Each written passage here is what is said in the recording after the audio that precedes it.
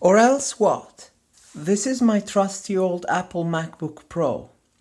It's a mid-2009 model, but I bought it on February 10th, 2010, brand new. It was my first Macintosh computer. This was the cheapest 15-inch model they had at my local electronics store, and it was cheaper than the current 15-inch MacBook Pro. This unit here has a 2.53 GHz Intel Core 2 Duo processor, and it came with 4 GB of RAM and a 250 GB 5400 RPM mechanical hard drive. This is the original hard drive that came with it. I took it out for some important reason that I'll explain in a moment.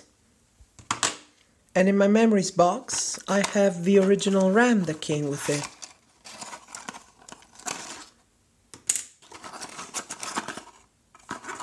Nope. Have a lot of memories. Well, not really.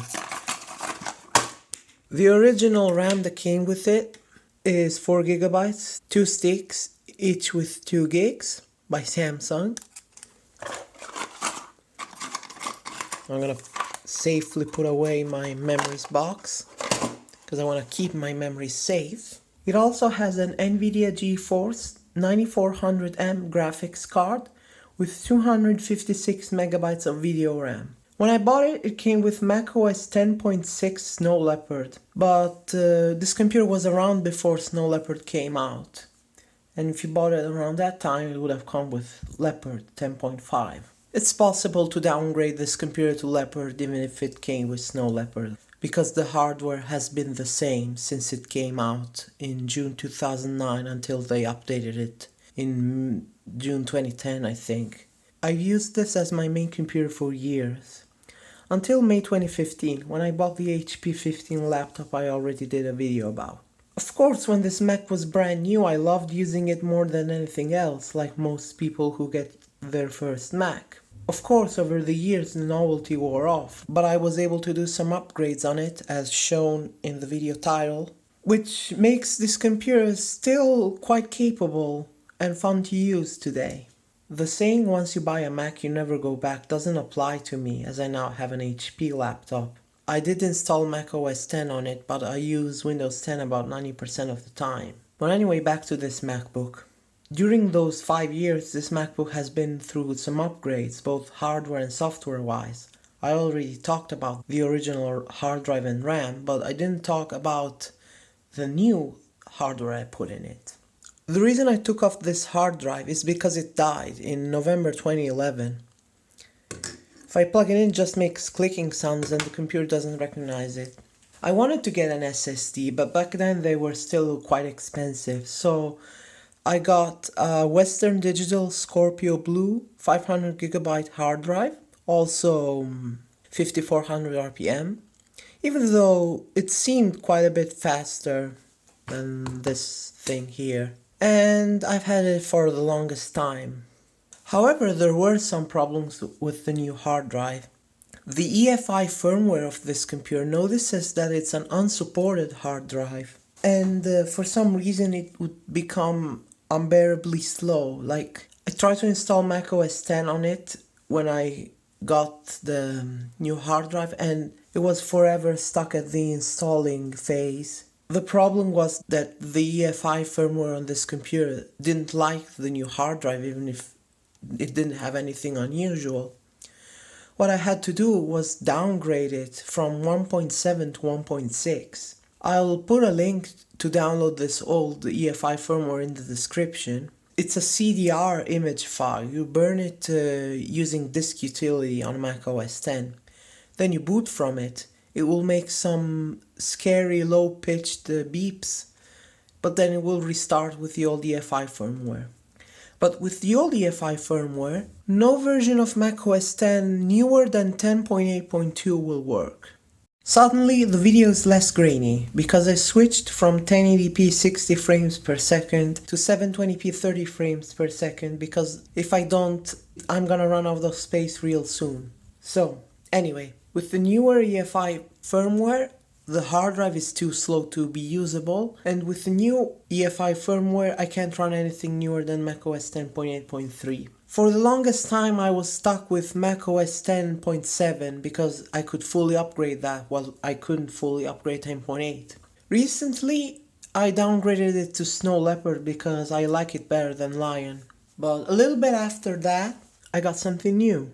In July 12, 2016, there was a big sale on Amazon for Amazon Prime users. I wasn't one of them, but I signed up for a 30-day free trial and bought this solid state drive. It's a SanDisk SSD Plus, 240 gigabytes. The price for this discounted was just below the non-discounted price of the 120 gigabyte model of this. So I think it was a pretty good deal.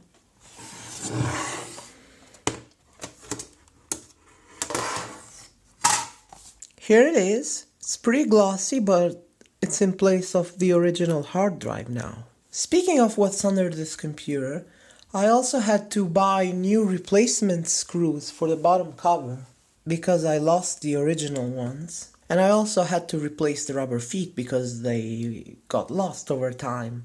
The rubber feet cost me €5. No one else gets ripped off like I do. I'm gonna screw the screws back in, but not on this video to save time, because I want to talk about some other upgrades I've done to it.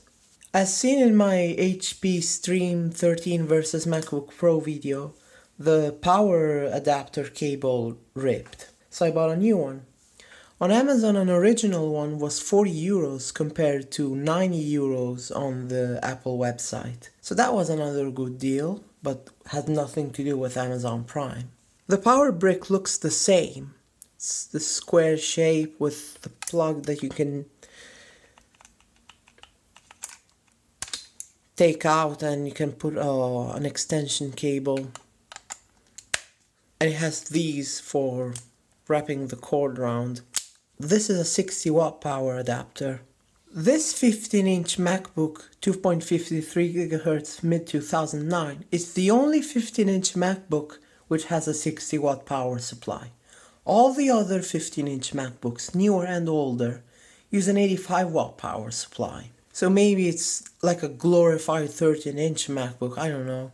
Oh well, has worked well enough for me. The MagSafe plug itself is different though. It looks really cool. But if you plug it in like this, it covers the Ethernet port, and it also barely covers the FireWire port, even if I never used that because I don't have any devices with FireWire. Plugging it in like this fixes the problem, but if you have it on a desk like this, it's gonna bend the cable quite a bit, so you have to be careful. The older style plug and the newer style plug in the current Retina MacBook Pros has a T-shape with the cable that starts from here, which I think is a better design, but oh well. The other ports in this computer on the left side are a mini display port, so you need an adapter for VGA, HDMI or DVI, two USB 2.0 ports, an SD card slot, a line-in jack, and a headphone jack. Here's the button with the lights to check the battery level. And let's talk about the battery. This one, the battery I showed at the beginning, is the original battery, but it no longer holds a proper charge. It only lasts for about 10 minutes or maybe 15 minutes. It's had more than 1,500 charge cycles, even though I tried to be careful with it. And I don't understand this warning, do not remove the battery. Like, why not? Here's what it looks like on the other side. The replacement battery I got was by this company called Lizone. I don't know if it's pronounced Lizone or Lizone. I would assume that the first part is an abbreviation of lithium, but just like the anagram GIF, which is supposed to be pronounced GIF, but everyone pronounces GIF because the G stands for graphics, we may never know. Also, we may never care. Anyway, I got that replacement battery and already installed it. The two 4GB RAM sticks by Kingston, so now this computer is maxed out at 8GB of RAM. Replacing the battery isn't too hard. take off the bottom cover, and there are 3 screws here. The problem is that they're very particular pentalobe screws.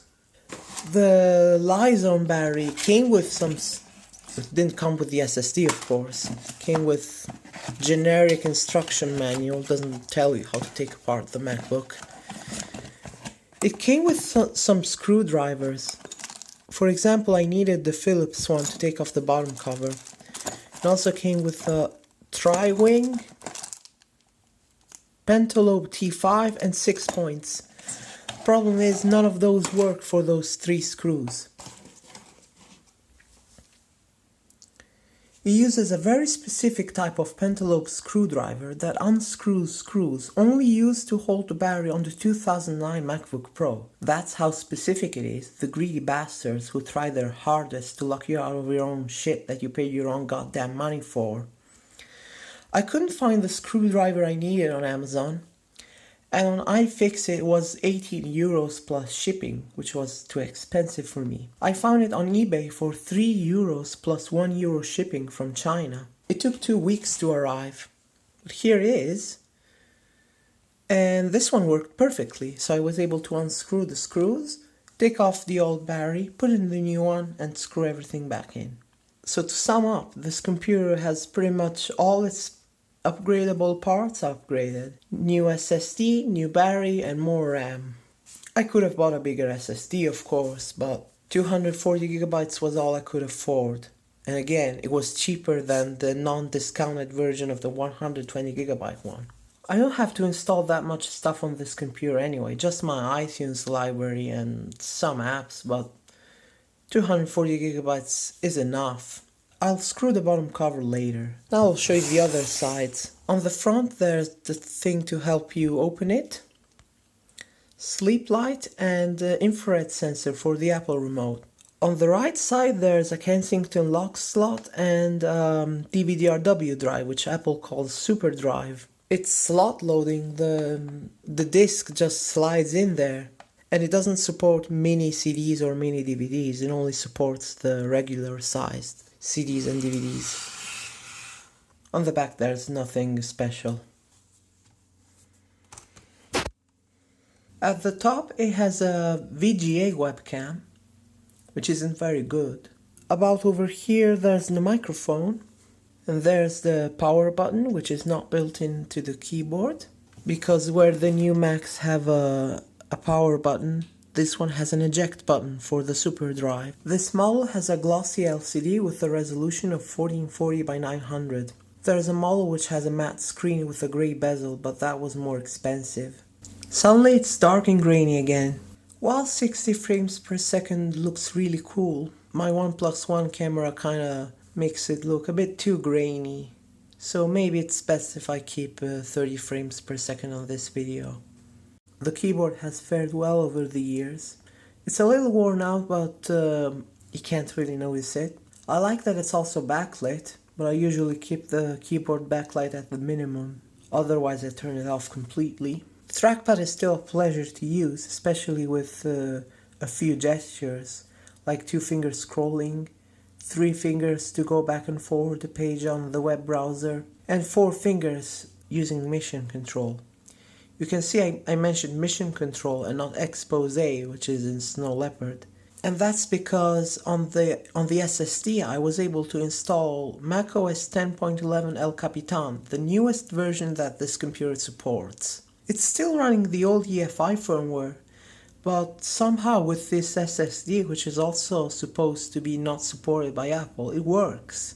And I've had it for almost 2 months, so it's still working, so that's great. So basically it's a fully updated mid-2009 MacBook Pro. Well, except for the processor and the graphics card, which are soldered into the motherboard.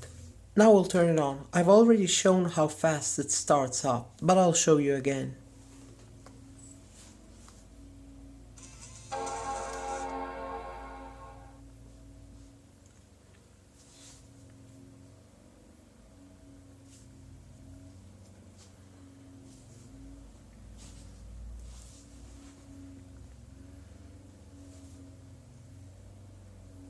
It's not the fastest thing in the world, but it's much faster than what it used to be.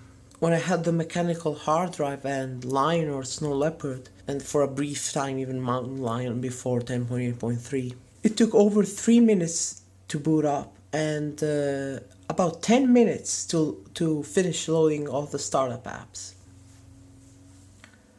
I should put a lighter background to get rid of some of the glare. We'll put the original macOS 10 El Capitan wallpaper and make the menu bar and dock bright.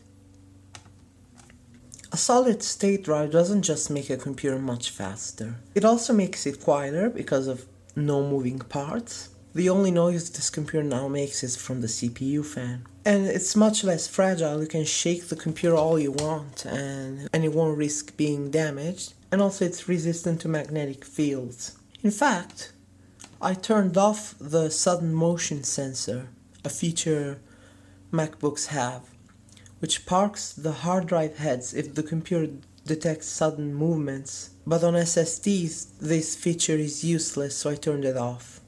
A very important feature that should be enabled on SSDs is trim. On any computer running Windows 7 or newer, and on Macs which come with SSDs, it's enabled by default. But on Macs with third-party SSDs, it's not enabled automatically. You have to have macOS 10 El Capitan or newer. But it's just a matter of typing this command on the terminal and then rebooting your machine when it prompts to. When I first rebooted after running that command, the system information app still said trim was disabled, but rebooting a second time enabled it. I'm not gonna show too much stuff running, this video has been long enough, but I can demonstrate that for a computer of this age, I'd say it can still do quite a lot of stuff. People are impatient because Apple hasn't come up with MacBook models with the newest Intel processors for a while. But if you upgrade your old one with more RAM, an SSD and a new battery like I did, you can squeeze more time out of it. People consider computers from 2009 obsolete and throw them out. But unless it's a really cheap model or something with little upgradability, with a little tender loving care, there's no need to treat it as garbage. For example, old computers usually struggle at playing YouTube videos, but this computer isn't old enough for that yet. It can still play YouTube videos up to 1080p flawlessly, and this has nothing to do with the solid state drive. Because it's running the latest version of macOS 10, it can run the latest versions of popular apps like iMovie, GarageBand, Pages, Keynote, Final Cut Pro, Microsoft Office, Adobe Creative Cloud, etc. Even the latest versions of web browsers like Google Chrome, Safari and Firefox, and Opera, and more. There are some limitations from the old hardware, for example the Bluetooth 2.1 antenna, which limits some features like Apple Continuity, but I've never found a need for it. And the feature where iPhone calls are routed to other devices linked to your iCloud account actually works on this old Mac. This computer can render video even at 1080p, 60 frames per second with no issues. The only thing you need more of is patience, because even if this Intel Core 2 is capable, it's not very fast for intensive tasks like rendering video. If you want, this computer can also run Windows. Apple only supports Windows 7 on this 2009 model, but it can also run Windows XP and anything newer, including 10. The macOS 10 install DVD came with Boot Camp drivers for Windows XP, Vista and 7. Boot Camp is the name of the assistant that helps you set up a secondary partition and install Windows. It's in the Utilities folder. And from this Boot Camp assistant you can download more recent drivers, which you should do, to have Windows on a Mac working as well as possible. As I said, Apple only supports Windows 7, and when I try to install the Windows 7 drivers on Windows 10 it complains that it's not Windows 7. But Windows pops up with a compatibility wizard, and you just say the program didn't work, and it will try some compatibility settings, which will make the drivers install with no problems. Well, actually there is a problem. If you update the video card drivers, the brightness will be stuck at the maximum on Windows, of course, not on macOS 10. A workaround to adjust the brightness with updated video card drivers is to go to Device Manager, disable the video card, adjust the brightness, and then re-enable it. I've also tried a couple of Linux distributions on here, but not many. I tried Ubuntu 10.04 back in the day.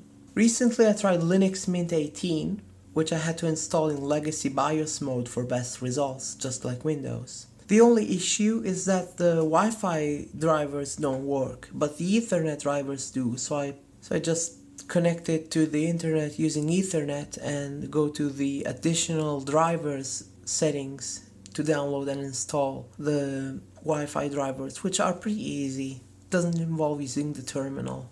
However, even if Linux is great, I don't have much use for it, so I got rid of my Linux Mint test install. Unfortunately, this computer isn't compatible with the newer version of macOS called Sierra.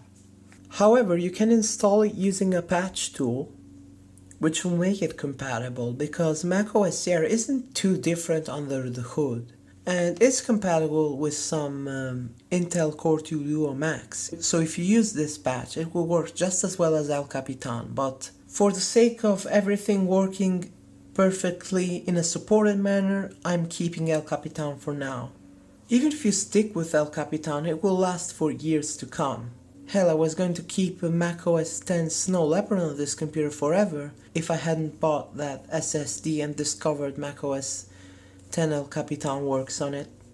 Unfortunately, the newest version of Google Chrome doesn't run on it, and the newest version of Safari that it runs, version 5, is from 2013, which is quite outdated for the new web standards. But the newest version of Firefox does run on macOS 10 Snow Leopard, at least for now.